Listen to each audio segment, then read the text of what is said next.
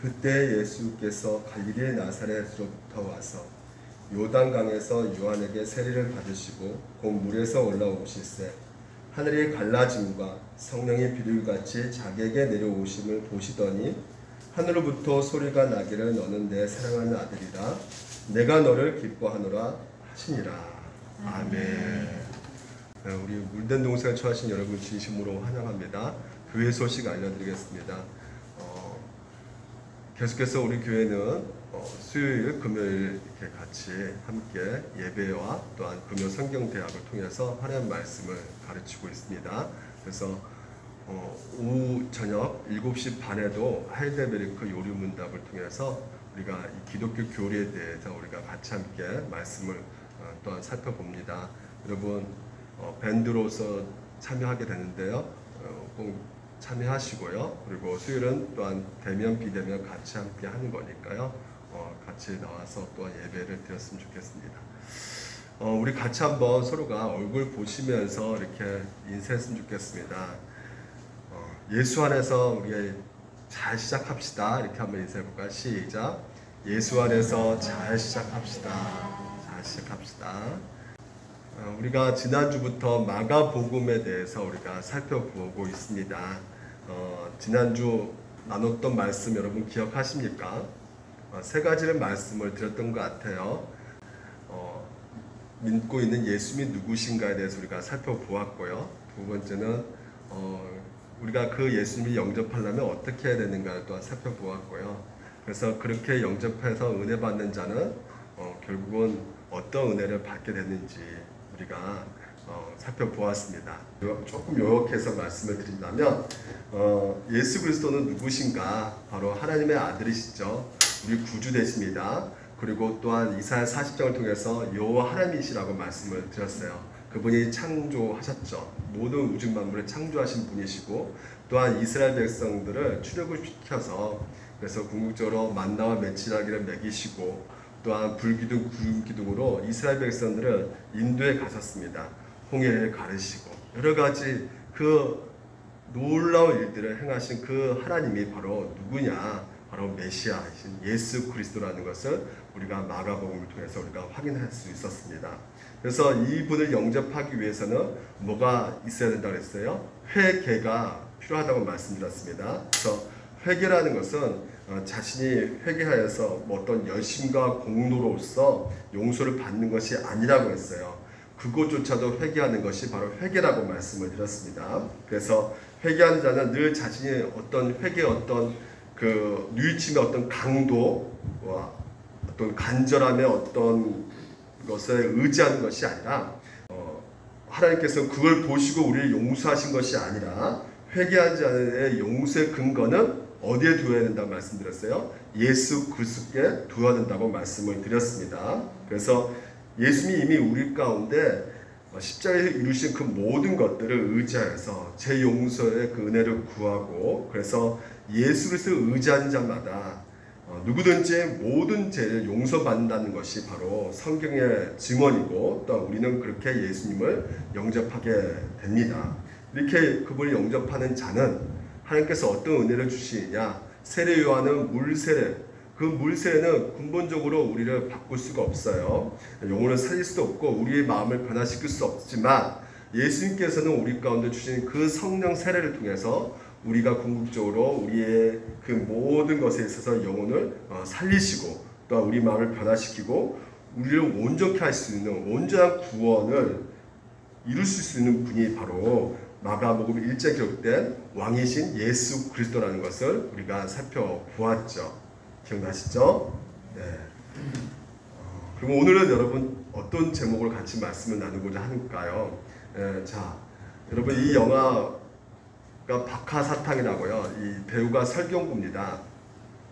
설경구가 찾기 위해서 두 팔 벌리면서 뭐라고 외치냐면 나 다시 돌아갈래! 하면서 이렇게 외치는 내용이에요. 그러니까 지금 현재 왜 이렇게 외치고 있냐면 지금 자기가 살고 있는 그 인생이 마음에 들지 않기 때문에 꼬여있는 인생, 망가져 있는 인생을 풀기 위해서 과거로 돌아가고 싶다. 그러니까 그때로 돌아가게 된다면 인생이 회복될 것 같다는 생각을 하게 된 것이죠.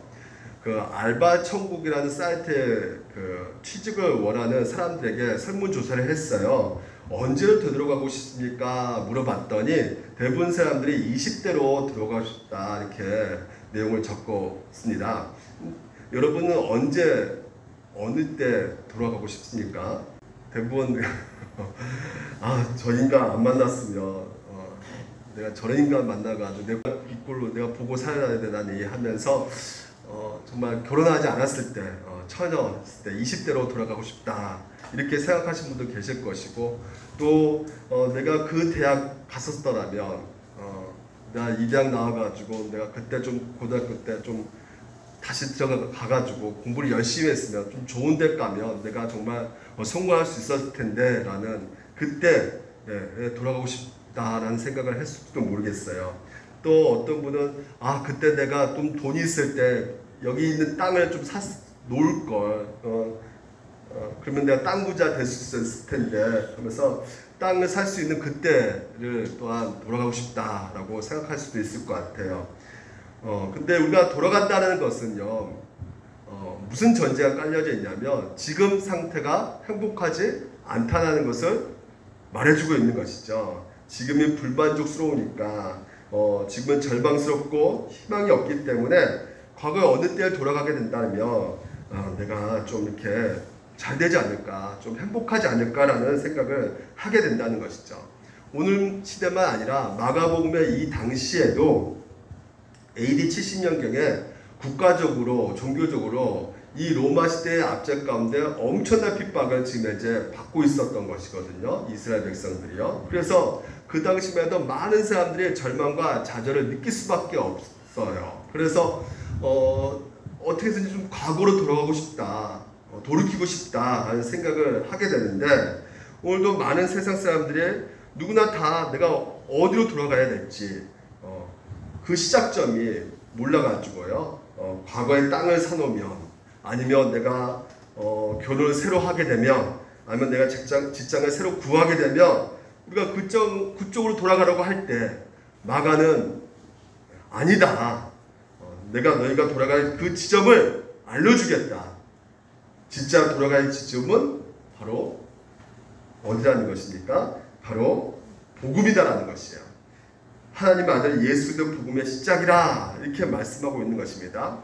여러분 인생 시작점을 엉뚱한 데 찾고 있으면요 우리 가운데 뭐가 늘어날 수밖에 없냐면 후회만 늘어날 수밖에 없어요. 우리의 인생의 새로운 시작점은 과거 어느 시점 어느 결혼을 새롭게 하고 또 혹은 직장을 새롭게 구하는 그때 그 땅 사는 그때 그게 아니라 우리 진짜 인생을 시작할 수 있는 그 출발된 지점은 바로 예수 그리스도라는 것이죠. 과연 그럴까요? 그래서 오늘 제목은 과거에 돌아가고 싶을 때 오늘 우리가 그런 생각을 품게 되었을 때 왜 우리가 예수 그리스도 그 시작점이 될 수밖에 없는 그 이유를 세 가지를 여러분 가운데 같이 함께 나누고자 합니다. 기대되십니까? 기대하시기 바랍니다. 첫 번째는요, 예수님이 진정한 기쁨의 소식이 되기 때문에 오늘도 여러분 우리 가운데 예수님이 시작점이 될 수밖에 없다는 것입니다. 우리가 9절 말씀을 보게 되면요, 그때 예수께서 갈릴리 나사렛부터 와서 요단강에서 요한에게 세례를 받으시고 이렇게 되어 있어요.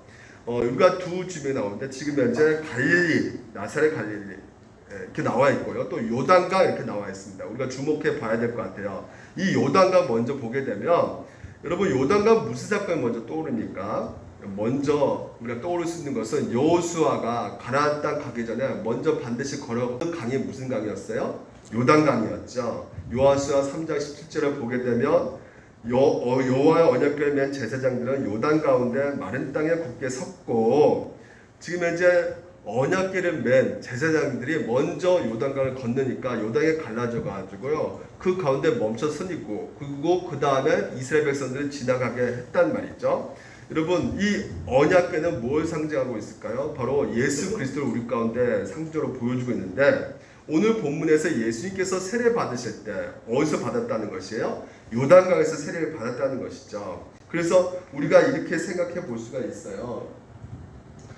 언약궤 메고 있는 그 제사장 바로 이 예수께서 요단강은 결국은 오늘 이 마가복음 1장에서 세례를 받는 그 장면 가운데 보여주고 있어요.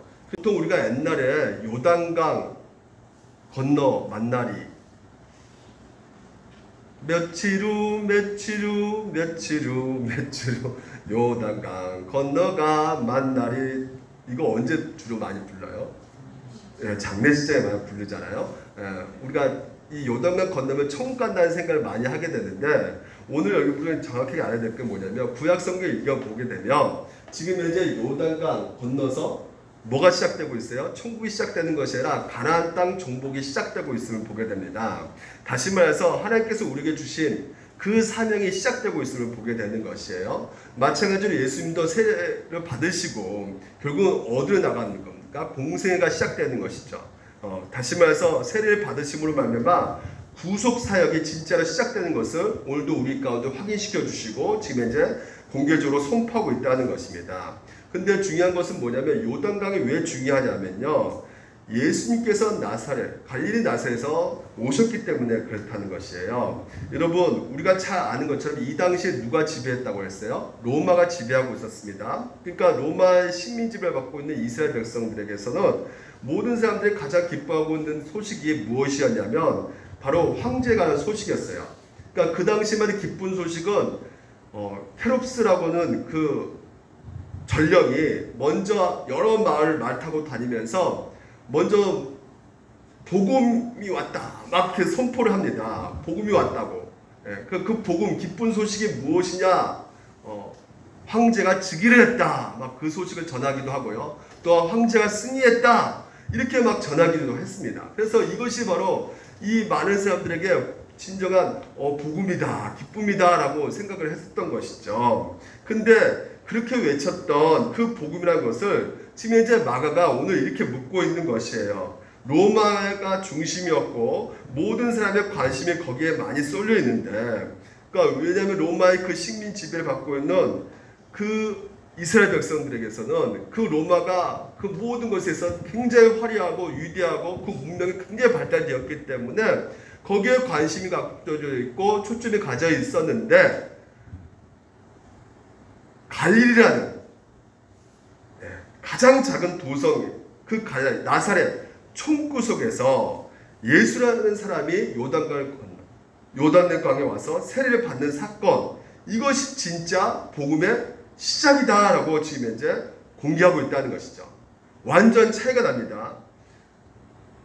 우리가 생각하는 많은 사람들의 관심이 도심이잖아요. 뭐 강남이 아니면 미국 뉴욕 로마 거기에 문명이 굉장히 발달되어 있고 거기에 스타일에 쏠려 있을 때 마가는 그게 진짜 복음이 아니라 진짜 복음은 황제의 소식이 아니라 하나님 아들 예수 그리스도의 소식이다.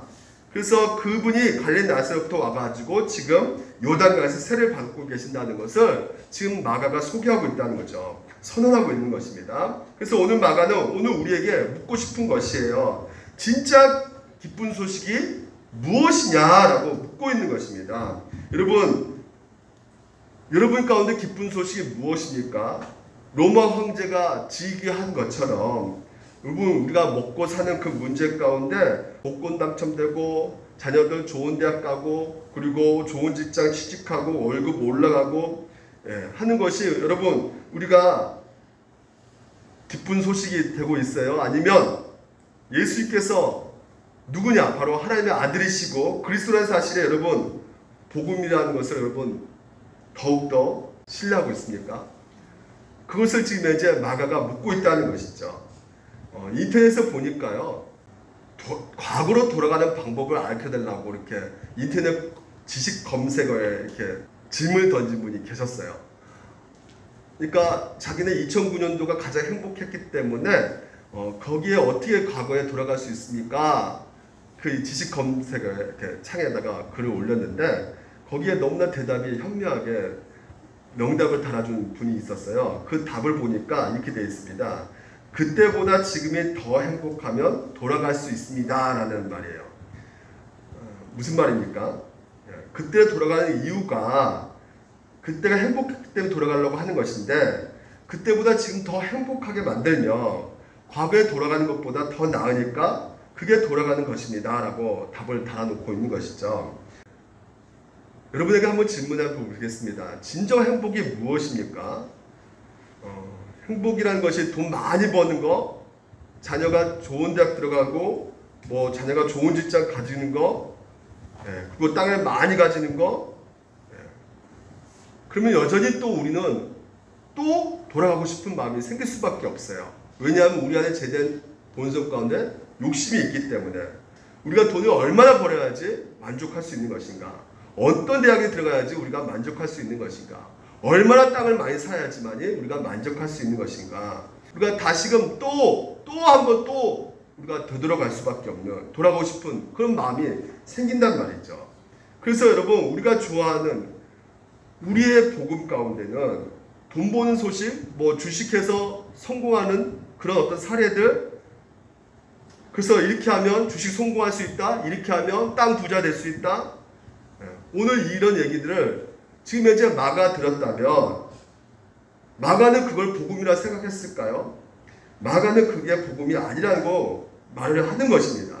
그게 복음이 아니라 진짜 복음은 하나님의 아들 예수 그리스도, 그분이 세례를 받음으로 말미암아 오늘도 구속 사역이 시작되었다는 것이 진짜 복음이다 라고 지금 현재 우리에게 가르쳐주고 있는 것입니다.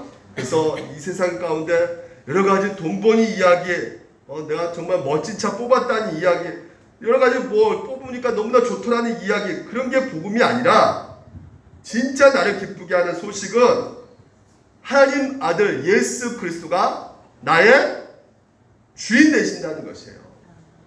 여러분을 통치하시고 다스리시는 나는, 그리고 여러분 가운데 같이 함께해서 반드시 승리하신다는 이 복된 소식이 오늘도 가장 여러분 가운데 기쁜 소식이 되기 때문에 오늘도 우리의 그 과거로 돌아가고 싶을 때 시작점은 어디를 봐야 되느냐? 바로 예수 그리스도, 그분을 바라보신 여러분 되시기를 주님 이름으로 축원드립니다. 두 번째 길은 예수님이 새로운 살길, 새 창조의 역사, 새로운 회복을 열어주셨기 때문에 그렇다는 것이에요. 여러분, 오늘 10절 보게 되면 이렇게 되어 있습니다. 오늘 같이 읽었던 10절에 보게 되면 그 곧 물에서 올라오실 때 뭐가 갈라졌다고 해요? 하늘이 갈라졌다 그래요. 다른 복음서에 보면 하늘이 열렸다 이렇게 표현하고 있는데 유독 마가는 하늘이 갈라졌다는 표현을 쓰고 있습니다. 그러니까 이 갈라졌다는 말은 무슨 말이냐면 그 뜻이 찢어졌다는 것이에요. 찢어졌다. 근데 이 마가복음의 지금 현재 시작점에 이 갈라졌다 이렇게 표현이요, 마가복음 끝날 쯤에 재차 지금 쓰여지고 있어요. 마가복음 15장에 보니까 이의 성소 휘장이 위로부터 아래까지 어떻게 해요? 찢어졌다는 것이에요. 여러분, 성소, 휘장, 지성소, 성소 여러분 아시죠? 예, 지성소, 성소, 여기 하나님이 임재하시는데 이 지성소 가운데 1년에 한 번씩 대제사장이 뭘 가지고 들어가요? 피를 가지고, 어린 양 피를 가지고 들어간단 말이죠. 근데 마음대로 시도대로 들어갈 수 있는 것이 아니에요. 죄가 있기 때문에 우리가 하나님을 만날 수가 없는 것입니다. 그래서 휘장이 딱 갖춰져 있어요. 근데 휘장이 두께가 한 이 정도 돼요. 찢을 수 있어요, 없어요? 네, 찢을 수가 없습니다. 밑으로부터 이렇게 가위로 자르면 찢을 수 있겠죠. 어떻게든지 뭐 기계를 사용해서 톱으로 찢을 수 있겠지만 휘장이 어디서부터 찢어졌다고 그래요? 그렇죠. 위에서부터 찢었다는 것은 결국 무엇을 말해주고 있습니까? 사람이 찢을 수가 없다는 것이죠. 바로 하나님이 찢으셨다는 것이에요. 다시 말해서 예수님께서 십자가에 죽으신 그것이 바로 무엇이냐? 바로 그 예수님이 자기 몸을 찢어주실 때 하늘로부터 그 휘장이 찢어져 가지고 이제는 우리가 하나님 그 나라를 우리가 들어갈 수 있게 되었다는 것이죠. 그것을 상징적으로 보여주고 있는 것이 바로 무엇이냐? 성소의 휘장이 위로부터 아래까지 찢었다라는 표현을 쓰고 있는 것입니다. 대제사장이신 예수 그리스도께서 우리 가운데 오셔가지고 그 몸을 찢겨 죽으심으로 말미암아 이제는 휘장이 찢어져서 친히 우리가 하나님을 만날 수 있는, 예수 그리스도를 의지하면서 담대하게 하나님 앞에 나아갈 수 있게 그 모든 길을 열어주셨다는 것입니다. 할렐루야. 10장에서 그래서 히브리에서 이렇게 말합니다. 그 길은 우리를 위하여 휘장 가운데 열어놓으신 무슨 길? 새로운 살 길이요. 이 예수 그리스도만이 여러분 우리 가운데 살 길임을 여러분 믿으시기 바랍니다.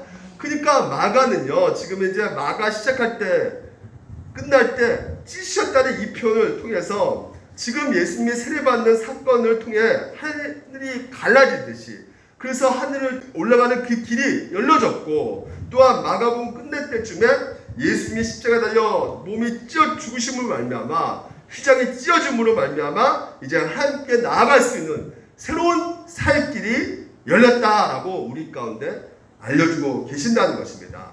또 새로운 새 창조의 역사가 시작되었다는 것이에요. 자, 고운 물에서 올라오실 때 하늘의 갈라짐과 또 어떻게요? 성령님이 비둘기같이 자기에게 내려오셨다고 그래요. 여러분, 성령님이 내려오셨다는 이 표현은요, 뭐와 똑같냐면요, 창세기 1장에 보게 되면 태초에 하나님의 천지를 창조하시고 땅이 혼돈하고 공허하며 흑암의 깊음이 있고 하나님의 영 수면 위에 운영하시고 이렇게 돼 있어요. 여기서 운행하신다는 것은 무엇을 말하냐면요, 그 원어 뜻이 새가 날개를 이렇게 펄럭이면서 감싸는 것을 표현하고 있거든요. 그러니까 여러분 한번 상상력을 동원해가지고 그림을 한번 그려본다면, 하나님께서 우주 만물을 이렇게 창조하시면서 그 성령께서 무하신 그 성령 하나님께서 마치 새 날개가 펄럭이듯이 우주 만물을 다 어떻게요? 감싸고 계신다는 표현을 쓰고 있다는 것이죠. 성령의 비둘기같이 자기에게 내려오심이 궁극적으로 우리 가운데 보여주고 있는 것이 무엇이냐? 예수님께서 바로 새로운 창조의 역사가 시작됐음을 보여주고 있다는 것이죠. 그러니까 여러분, 우리가 힘들고 어려울 때, 돌아가고 싶을 때 그 시작점이 어디로 우리가 봐야 된다는 것입니까? 예수 그리스도, 그분이 오늘 우리 가운데 시작점이 될 수밖에 없다는 것이에요.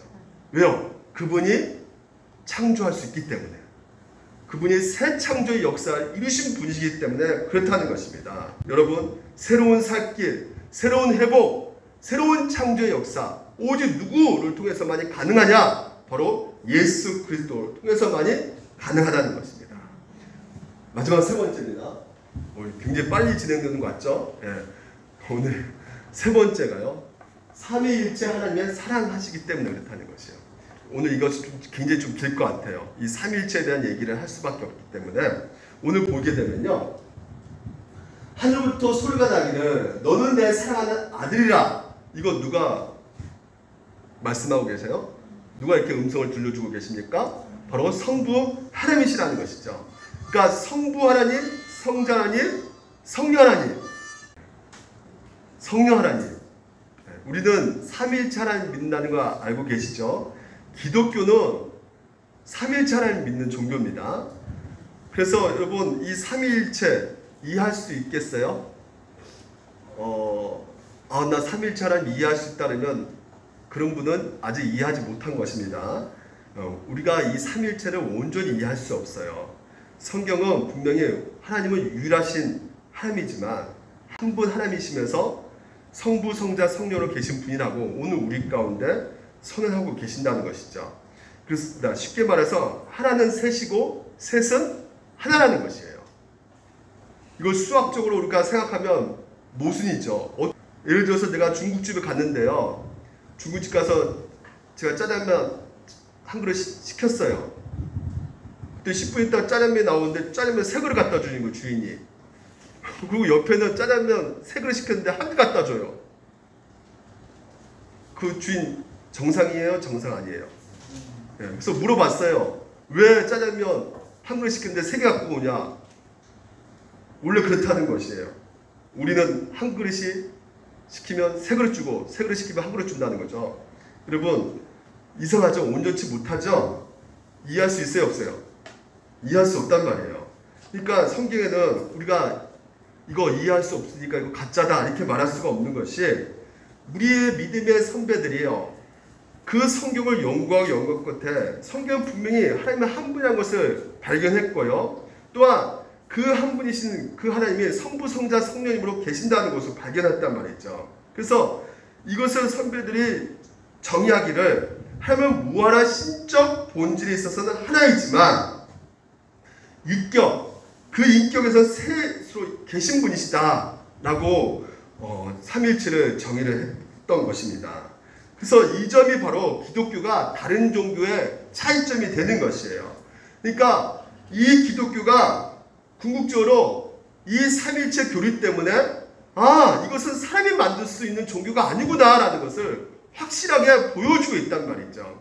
여러분, 이단 교주들이요, 사람을 이용해 먹으려고, 사람 부려먹으려고 어떤 목적으로 종교를 만들 수 있는데 그 종교가요, 어떻게 만들 수 있을까요? 사람이 이해할 수 있게끔 종교를 만들겠죠. 하지만 이 삼일체라는 이것은요, 우리의 인간의 머리로서는 도무지 나올 수 없는 개념이거든요.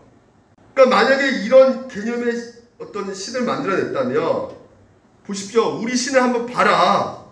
셋임에서 하나이고 하나임에서 셋이다. 이렇게 말하면 사람들이 과연 믿을까 안 믿을까요? 믿지 않겠죠. 무슨 뚱따지 같은 소리냐. 무슨 셋이 하나고 셋이 하나가 셋이냐.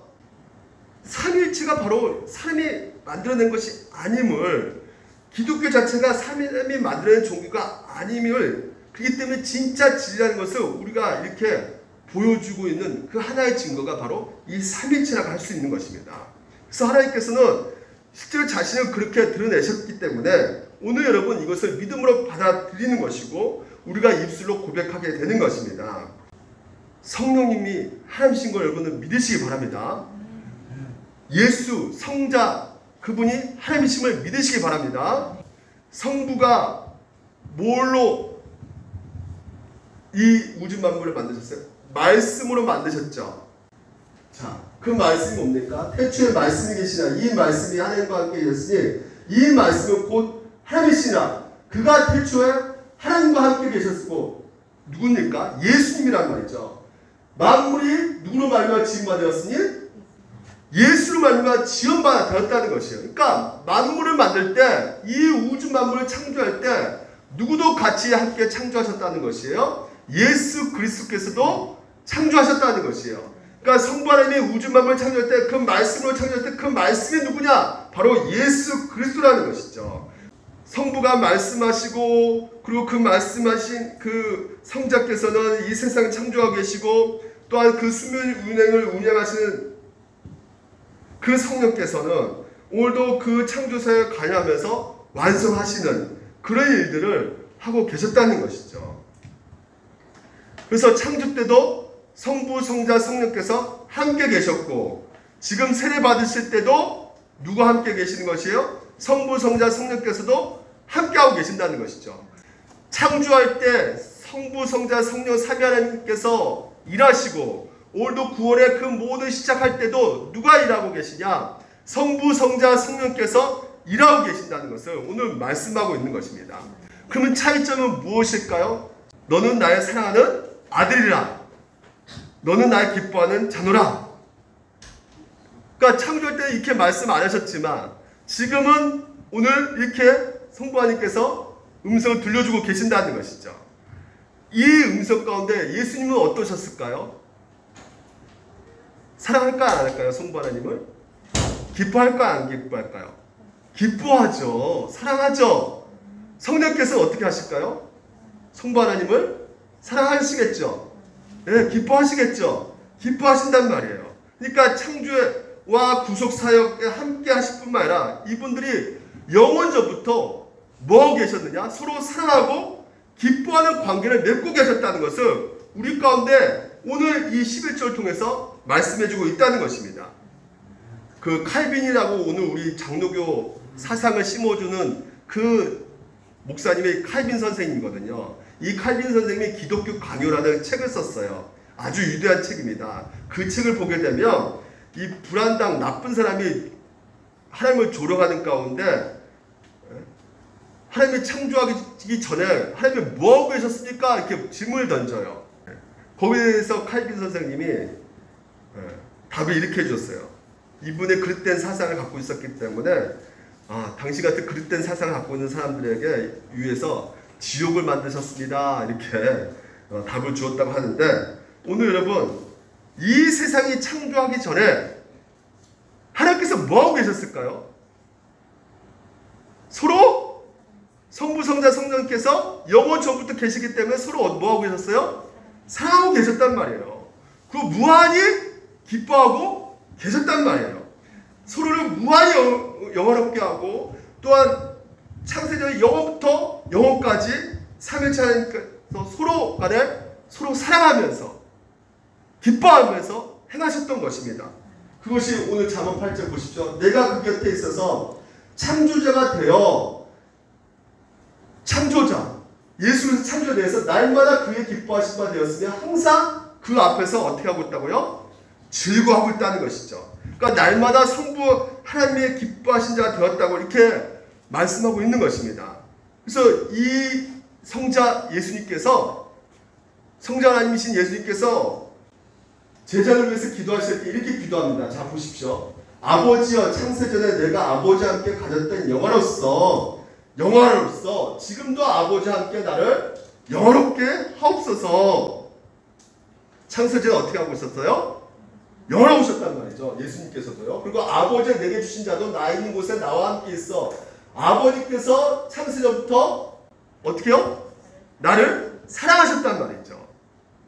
그러니까 여러분, 삼위 하나님은 영원 전부터 완벽한 무한한 사랑과 무한한 기쁨 관계에 있었기 때문에 삼위 하나님은 외로울 수 있습니까? 공허할 수 있어요? 지루하고 심심할 수 있을까요? 없단 말이에요. 여러분, 우리가 그거 금방 느낄 수 있잖아요. 여러분, 서로 사랑하면 어떻습니까? 지금도 사랑하고 계신 분 계시잖아요. 누군가를 진심으로 사랑하고 되면, 그 사랑받고 있고 사랑하고 되면 공허합니까? 하루하루가 지루합니까? 따분합니까? 그렇지 않죠. 그 어떤 기쁨으로도 채울 수 없는 그 사랑의 감정, 그런 행복 누리지 않습니까?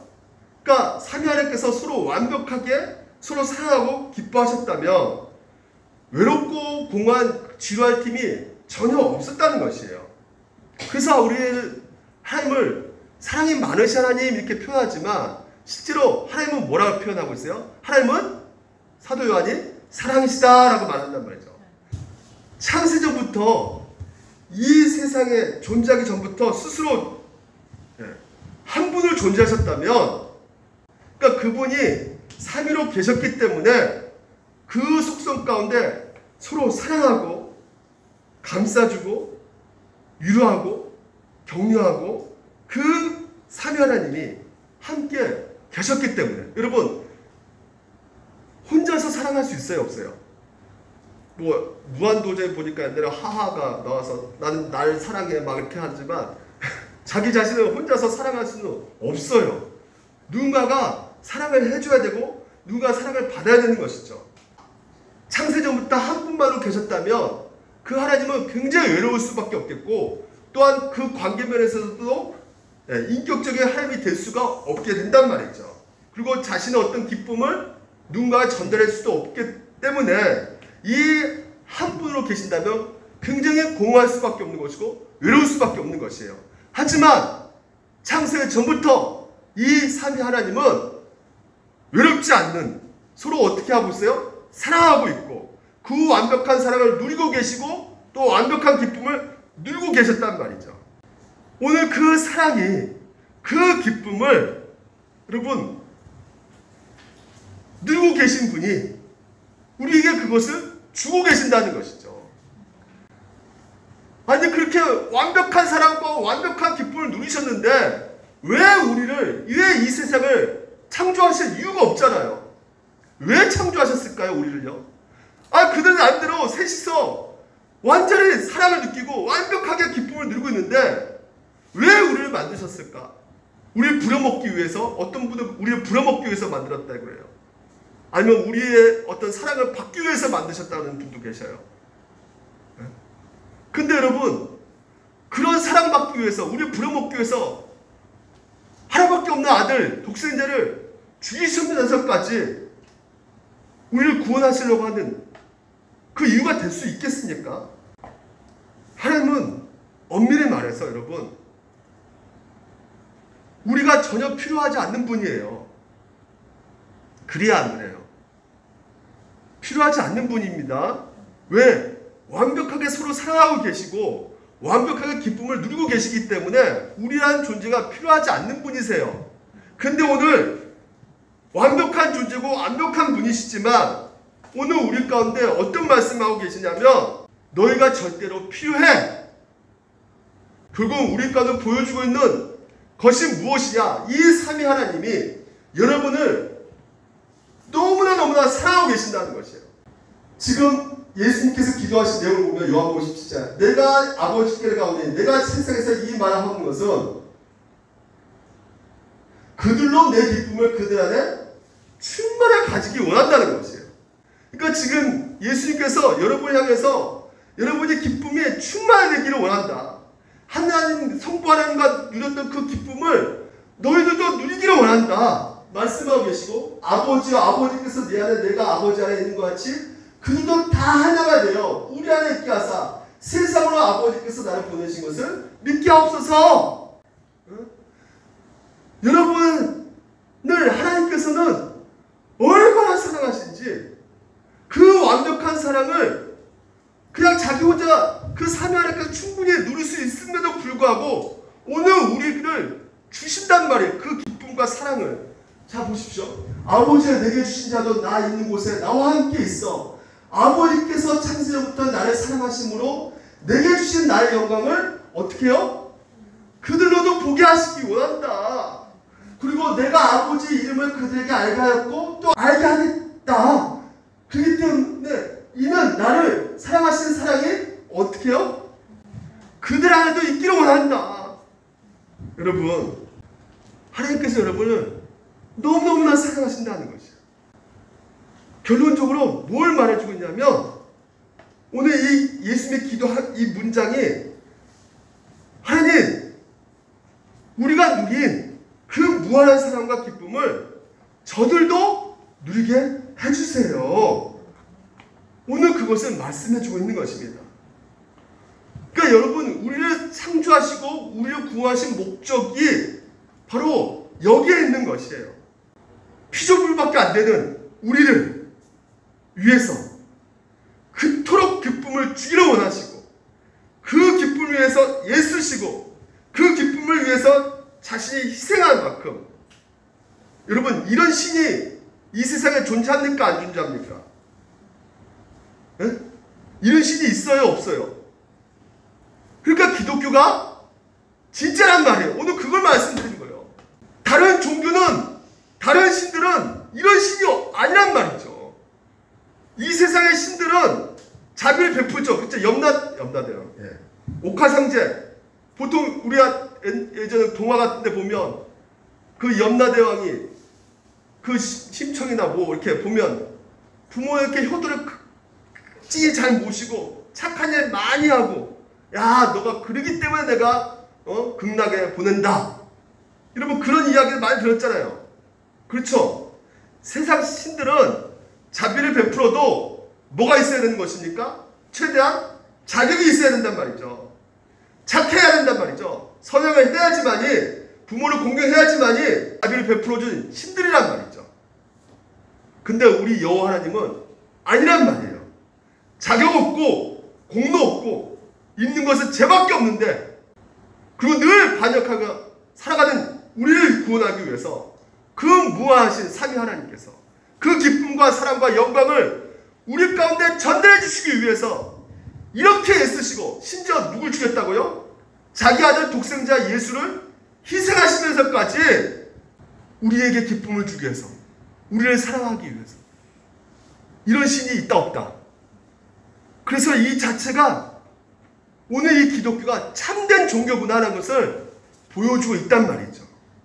그래서 여러분, 이 기독교, 오늘도 이 하나님을 믿는 성부, 성령 하나님을 믿고 있는 자들에게는 내 인생 가운데 정말 힘들어서, 나 정말 과거에 돌아가고 싶다, 나 과거에 이렇게 좋은 일 있으면 진짜 이렇게 살지 않았을 텐데 후회하고 있을 때 오늘 이 본문은 우리 가운데 정체성, 너가 지금 현재 있는 그 존재가 얼마나 가치 있는 존재라는 것을 다시 한번 일깨워주고 있는 말씀이라는 것이죠. 왜요? 성부 하나님께서 오늘 예수님 향해서 뭐라 말합니까? 너는 내 사랑하는 아들이라, 내가 기뻐하는 자라. 예수님께 그렇게 말씀하시죠. 그렇죠? 그러면 여러분은 어떤 존재입니까? 예수 이렇게 사랑하고 이렇게 기뻐하는 자를 누구를 위해서 죽이셨어요? 누구를 위해서 이 예수를 십자가에 죽이셨습니까? 누구예요? 누구를 위해서 죽이셨다고 예수님을? 그렇게 사랑하고 그렇게 장세전부터 같이 함께 기쁨을 완벽하게 누렸던 그 예수님을 누구를 위해서 죽이셨습니까? 누구를 위해서 희생시켰습니까? 누구요? 누구? 우리란 말이에요. 우리. 여러분이 그런 존재란 말입니다. 늘 나밖에 모르는 나같이 죄 떠버리고 욕심 가운데 있는 나를 독생자를 보내셔가지고 희생시켰단 말입니다. 완벽한 기쁨을, 완벽한 사랑을 누렸던 그 하나님 사미 하나님께서 나 같은 죄인을 살리기 위해서, 구원시키기 위해서 오늘 여러분에게 보내주시고 사랑하셨단 말이죠. 여러분이 그런 존재란 말이에요. 여러분이 오늘 이런 말씀을 듣고도 나 자신 처지를 보면서 난 이런 사람 받을 존재가 못 되는데, 내가 뭐 이렇게 나를 사랑하신다고 하는데, 나를 보고 기뻐하신다고 하는데, 나도 내 자신을 기뻐하지 못할 때가 많은데, 나도 내 자신을 사랑하지 못할 때가 너무나 많은데, 어떻게 나를 이렇게 귀하고 기뻐하게 여기시냐? 믿어줘야지. 이런 반응 보일 때가 있을 거예요. 하지만 여러분, 나 자신을 평가하는 게 진짜입니까? 하나님이 여러분을 평가하는 게 진짜입니까? 세상 사람들이 여러분을 그렇게 평가할 수 있을 거예요. 공식적으로 평가를 내리든지 아니면 은밀하게 평가를 내리든지, 저 사람은 진짜 다른 사람에게 환호받을 수 있어. 칭찬받을 만해. 또 어떤 사람은 저 사람 칭찬받지 못해. 저 사람 왜 저러나? 저 사람 귀한 사람 아닌 것 같아. 온통 세상 사람들, 그리고 내 자신도 평가를 해요. 평가한단 말이죠. 어떤 면에서는 우리는 다 재판관이란 말이에요. 서로가 서로를 평가하고 판단하고 재판관이란 말이죠. 그러면 오늘 우리의 정체성에 대해서 우리 자신이 내리는 평가는 누구에 따라서 결정되는 겁니까? 누구에 따라서 결정되는 거예요? 사람에 따라서 결정되는 겁니까? 돈 많은 사람은, 그리고 가난한 사람은 형편없고 실패자고, 세상 사람은 그 평가는 거기에 결정되는 것이에요? 오늘 우리의 정체성, 우리의 존재와 가치는, 우리 존재의 의미는 우리 자신을 판단하는 거예요. 이것은요, 그것도 혹은 다른 사람이 나를 판단하는 것은 사람에 따라서 결정되는 것이 아니라 하나님이 우리를 어떻게 생각하시는지, 하나님이 우리를 어떻게 판단하시는지, 어떻게 판결하시는지, 그게 정답이고 거기에 따라서 결정되는 것입니다.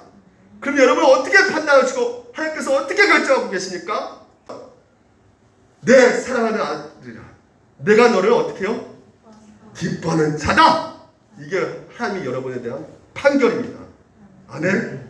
하나님이 우리를 예수 그리스도만큼 사랑하신다는 것이에요. 예수 그리스도만큼 여러분을 귀하게 여기신다는 것이에요. 그리스도만큼 기뻐하신다고 말하고 있습니다. 그래서 오늘 여러분, 이것이 바로 우리의 영원히 지속될 정체성과 우리의 존재, 가치란 말이죠. 오늘 이것을 여러분 믿으시기 바랍니다. 오늘 다른 사람이 여러분 자신에게 판단 내릴 때, 그리고 여러분 스스로 판단 내릴 때, 그 내린 판단에 믿지 마시고요, 오늘 하나님께서 여러분에게 주신 그 판결을 믿으시기 바랍니다. 오늘 여러분은 의롭다 여겨주시고 완전하시다 그러고, 그리고 내 자녀라고 말씀하시고 내가 너를 사랑하고 기뻐하신다고 말씀하신 이 하나님 말씀을 여러분들 믿으셔야 된다는 것이에요. 오늘 우리가 10대, 20대, 30대, 40대, 50대가 살아가고 있는 그 상황 속에서 여러 가지 그 기간을 살펴보게 되면 흑역사가 있죠. 예? 이거 정말 이런 사람 만나지 말았으면 좋겠는데, 돌이키고 싶어, 돌아가고 싶어, 다시 한번. 여러분, 이럴 때 오늘 주신 이 말씀을 통해서 분명하게 말해주고 있는 것은 수고하고 무거운 짐자들아 다 너희들 돌아가, 그냥 과거로 돌아가 이렇게 말씀하지 않고, 오늘 우리 인생 가운데 인생에 수고가 있고 무거운 짐들이 있을 때마다, 어려운 고통이 있을 때마다 뭐라고 말합니까? 예수께 오라고 말씀하고 있어요. 그러니까 오늘 살펴본 우리의 그 모든 시작점은 예수로부터 시작돼야지. 그분이 바로 기쁜 소식이고, 그분이 오늘도 우리 가운데 살 길이 열어주셨기 때문에 오직 예수님께 오늘 여러분의 그 모든 것을 맡기는 것입니다. 수고하고 무거운 짐자들아 다 내게로 오라. 내가 너를 어떻게 해요? 쉬게 한다는 것이요. 맡기시기 바랍니다. 기독교는 뭔가를 하는 게 아니에요. 뭔가 이루는 것이 아닙니다. 하나님께 맡기는 거예요. 하나님을 의지하는 것입니다. 오늘 한 주 동안 여러분 의지하시면서, 그래서 다시 한번 오늘 나의 정체성을 새롭게 깨닫고, 그래서 하나님께서 여러분을 어떻게 하신다고요? 사랑하고 기뻐하신다. 이 김세진이라는 그 수영 선수가 있어요. 장애자입니다. 발이 2개가 없고요, 손가락이 2개밖에 없어요. 이 장애자가 수영 선수 해가지고 장애자 수영대회 나가지고 금메달 120개를 땁니다. 이 120개 금메달 따게끔 한 옆에서 도와줬던 분이 누구냐면 양정숙 어머니 집사예요. 근데 이 집사님이 이 아들을 훈련시키는데 늘 이렇게 넘어뜨렸다는 거예요. 그래서 왜 넘어뜨렸냐면, 너는 어차피 살아가면 넘어질 가 있기 때문에 일어난 것을 배우기 위해서 훈련을 그렇게 시켰다는 것이에요. 넘어뜨려가면서 일어나는 것을 훈련시켰다는 것이죠. 이 장애에 많은 이 아이를 가지고 있을 때 이 아이가 늘 엄마한테 말했던 것이, 엄마, 왜 나는 이런 장애를 많이 가지고 태어났어요? 물어봤을 때 이 엄마가, 아니다, 너가 갖고 있는, 구성하고 있는 수많은 가지가 있는데 그 중에서 너는 2 다리와 손 하나만 없을 뿐이야. 더 중요한 것, 더 가치 있는 건 너 이미 갖고 태어났어. 그래서 그 어머니 말을 믿고 이 아들이 쉼을 얻고 자기가 하는 일에 최선을 다했단 말이에요. 자, 보십시오. 이 양조수 어머니가요, 이 아들을 가슴으로 낳았습니다. 다시 말해 가슴으로 낳았다는 것은 자기 뱃속에 낳은 것이 아니라 입양한 아들이에요. 입양한 아들이기 때문에 구하려서 아이가 이렇게 장애 있는 것을 보고 너무나 고통스러워서 이 아이를 입양시키려고 하니까 사람들이 반대할까요? 좋아할까요? 반대를 한단 말이에요. 그 반대를 무릅쓰고 이 아이를 기어이 입양시켜서 돈도 별로 많지도 않은데, 그 뭐죠? 수족인가요? 네. 그리고 장애 기구도 사고, 그리고 심지어 수영할 때도 돈이 많이 필요한데 자기의 그 집도 팔아가면서 김세진 아이를 돕기 위해서 이 모든 것을 다 희생했단 말이죠. 오늘 여러분 제가 이것을 왜 말씀드리냐면, 지금 이 김세진이라는 그 아이한테는 정말 이 훌륭한 어머니가 있는 것처럼, 자기 모든 것을 희생하시는 어머니가 있기 때문에 이렇게 걸어왔던 것처럼, 오늘 여러분에게 누가 계시느냐? 바로 삼위일체 하나님이 여러분 가운데 계신다는 것을 믿으시기 바랍니다. 김세진 이 아이보다 더 우리는 더 망가지지 않았습니까? 우리 마음에 더 망가진 거 없어요? 그럼에도 불구하고 하나님께서 여러분을 버리지 않으시고 끝까지 넘어질지라도 이렇게 세우시는 그 하나님이심을 여러분들 믿으시고 담대하게 오늘도 걸어가시는 여러분 되시기를 주님으로 축원드립니다.